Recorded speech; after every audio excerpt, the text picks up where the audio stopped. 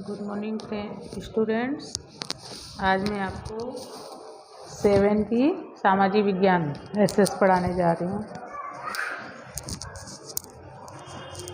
देखा सबने? अभी खोलो पेज नंबर 41। पेज नंबर कितना? 41 खोलिए। 8वां पाठ फटाफट खोलो, फिर पढ़ाएंगे। पेज नंबर 41 पाठ नंबर 8 लेसन नंबर कितना? 8। खोल लिया सबने? मध्य युग का दिल्ली दर्शन। ठीक है, 8वां पाठ मध्य युग का दिल्ली दर्शन। भगवती बहन उत्तर भारत के प्रवास में गई थी। उनको इतिहास का शौक था, अतः उन्होंने अपनी डायरी में दिल्ली के शासकों के विषय में लिखा था। इस प्रवास डायरी का पठन कक्षा में हुआ, जो इस प्रकार है।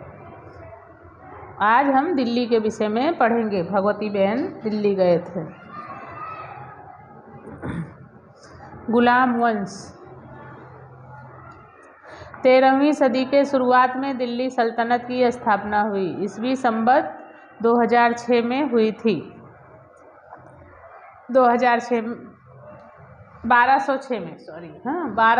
में हुई थी। गोरी के निधन के बाद उसका विश्वास पात्र गुलाम में से सरदार बना हुआ कुतुबुद्दीन ऐबक ने दिल्ली का शासन संभाला। इसके साथ ही दिल्ली की गद्दी पर गुलाम वंश की स्थापना हुई। भारत में सत्ता जमाने में उसे कठिनाइयों का सामना करना पड़ा, फिर भी शासक को अस्थायित्व प्रदान किया। उसने एक मीनार का निर्माण कार्य शुरू करवाया था। उसके बाद सत्ता पर आने वाले उसके दामाद इल्तुतमिश ने यह कार्य पूर्ण करवाया।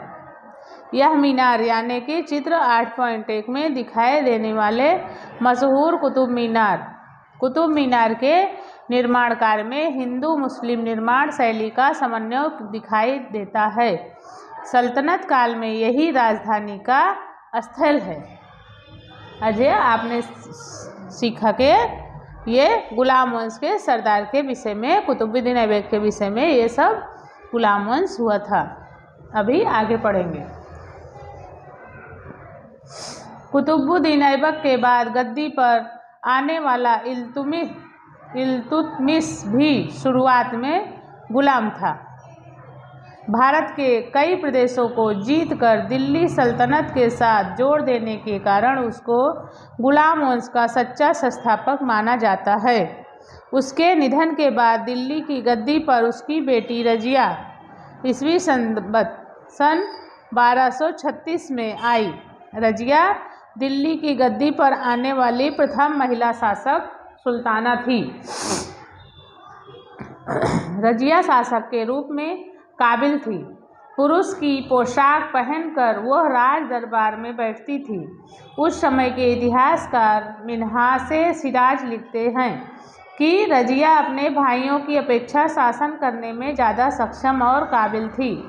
फिर भी एक स्त्री होने के कारण उसे शासक के रूप में स्वीकार नहीं किया जाता था।